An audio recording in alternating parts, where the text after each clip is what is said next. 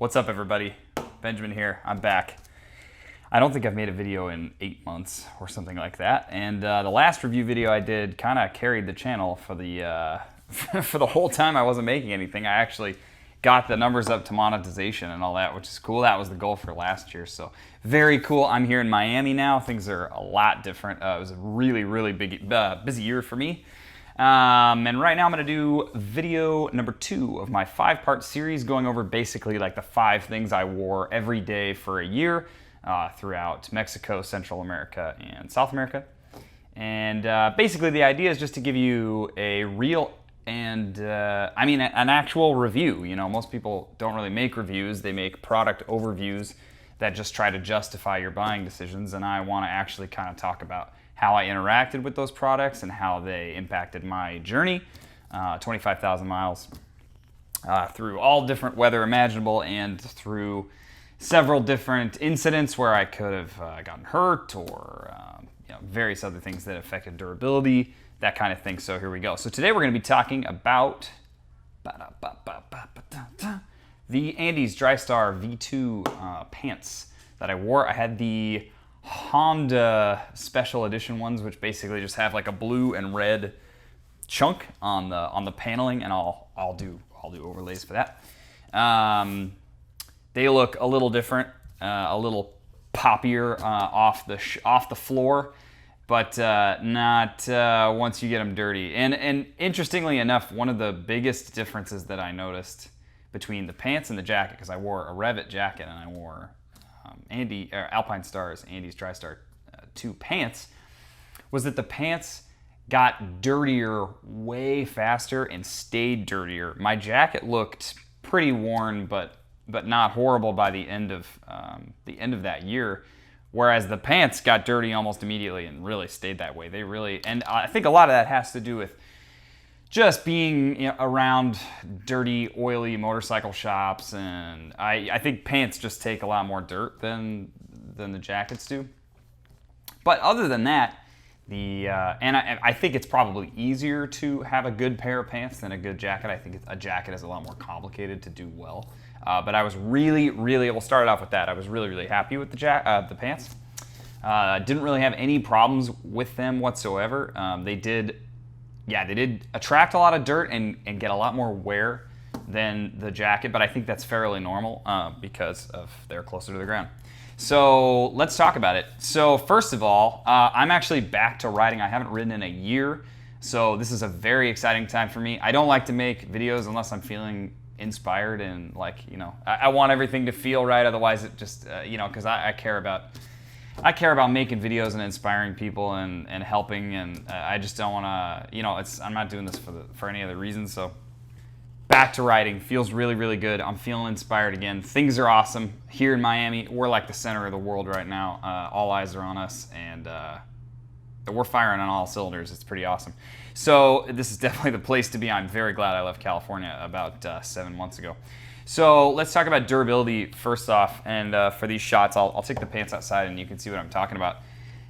They held up pretty well considering all the incidents. The bus accident in Guatemala, a couple low sides, one in Mexico, one in Colombia, and then went off the road and really messed stuff up in Peru outside of one of the canyon death roads.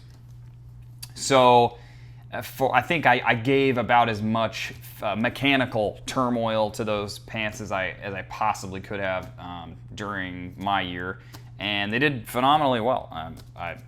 I'll show you the couple little marks on the side from where my knee got tangled up in a bus in Guatemala, but other than that, I don't think there's any big tears. I had an opportunity to have things repaired when I was in southern Ecuador in Cuenca, and I didn't actually have anything done. I didn't really feel like it needed to be. One more note about the wear here and here. These were both the result of pretty bad incidents. I never had any, other than a fracture in my knee, which hit right there. I never had any problems with road rash or abrasion issues. This is some melt right here. You can see that. Here, let me get it a little closer. This is some exhaust melt, I would imagine here. But yeah, really pretty, even though it's fairly soft, less rigid than the Revit. The material wore pretty well, I thought. And down in South America, this is a $2 fix. This is a $2, maybe a $1 fix at any good seamstress. So yeah, no big deal. Very, very happy with how they protected me. Going on to comfort. I'd give it a very high score for comfort. I wore them basically all day, every day. I very, very rarely felt the need to take them off. They actually vented really well. They're very soft on the inside. I didn't wear liners most of the time because it was very hot a lot of the time. I was definitely more warm than I was cold. Even in South America, weather was phenomenal for me in 2019. I really got very lucky. There were some times where things were really cold way up in the Andes and certainly down in Patagonia. But the pants kept me good. You know, the thermal liner I had in, you know, some of the time I didn't.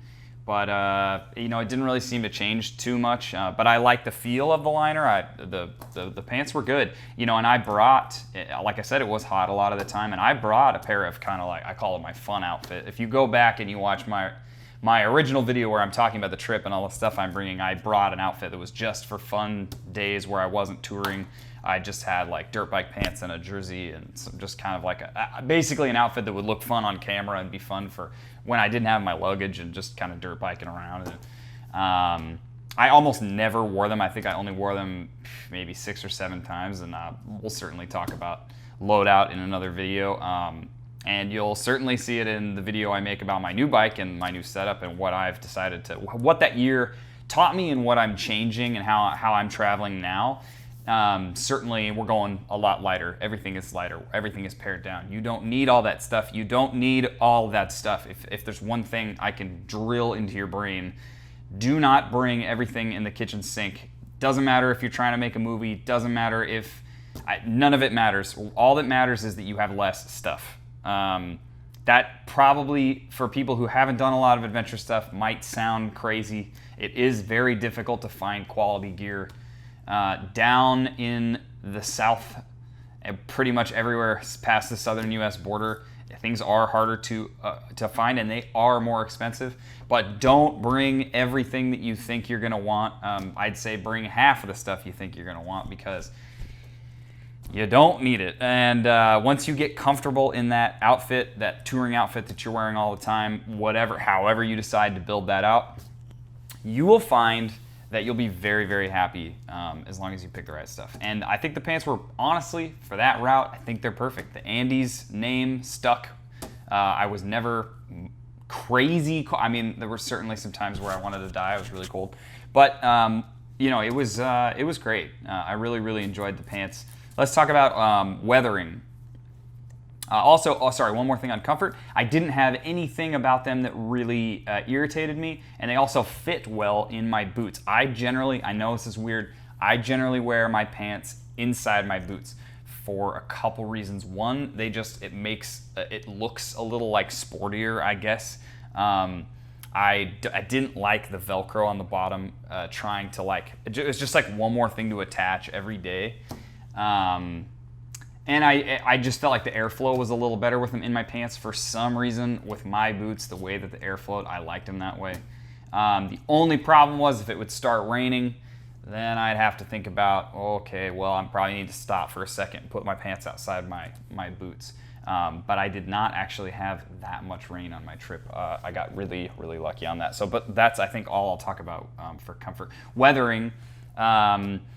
You know, if you go and you watch my video that did really well from I don't know, 7 or 8 months ago about the jacket, I had a lot of weathering issues with my jacket. I didn't really have those issues with my pants, and I think there's a couple things that go into that. One is that your pants are sort of protected by the front of the bike in a way that your jacket is not. Your arms, especially from like here over wherever your fender or your windscreen is guiding that air and that water, also the water in the air around you, you're going to get a lot more water here and here than you are here. And the pants are sort of protected by the gas tank and the front of the bike though you do get the road splatter. Didn't really have problems. A lot of times at the end of a really wet day, I'd be fairly dry down south and really wet up north. So I think they've done a great job, and I think you know, I'm really big on price, because price will carry you.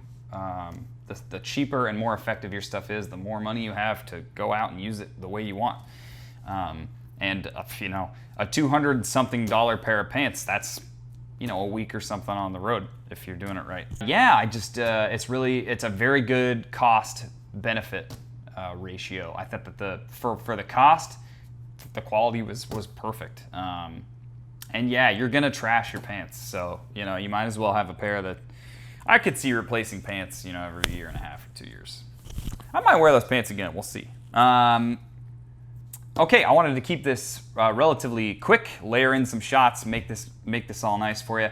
I officially give my stamp of approval on the pants. I think that they are for that climate condition. I think that they're very workable. I like the price point relative to the quality. I like the durability. I loved the comfort of them. I thought they were very comfortable, and I thought that the weathering was adequate. So I generally wore the bib straps all the time. They have a nice high waist, so I didn't get a lot of water coming in under the, you know, from the belt line area, which is one of the reasons that the jacket leaked, or jacket didn't keep me dry, I should say, up top a lot, was because, you know, the water comes in and goes up, and yeah, it doesn't go down. So the pants, the high waist on the pants, which is also red on those pants, which looks kind of nice. Definitely great. I mean, always the first thing I would do when I got off the bike, you know, 40 times a day, was take my jacket off and like set it down. But I would always leave the pants on. The pants were, I mean, on my body like 90% of the time. I slept in them plenty. Yeah, I'm not kidding. So, but well, I guess that was only when I was really cold. But anyway, so that's it for me. I hope that you found this informative. I give my stamp of approval on the pants. And as I'm sure will happen in the comment section, feel free to leave your thoughts and your recommendations on what you took on your around the world or international trip, or just maybe you're living on the bike for a few months and you've got something to say. Always love to hear it. Be sure to connect with me on Instagram @BJOR, and look forward to talking to you guys in the comments. Have a great day, and look forward to the next video really, really soon. I'm dedicating 1 day a week-ish to making videos now, so things should be cranking along a lot better than they were before. And now that I have an apartment and everything my life is solidified a little bit. So I'll see you guys on the next one, and take care.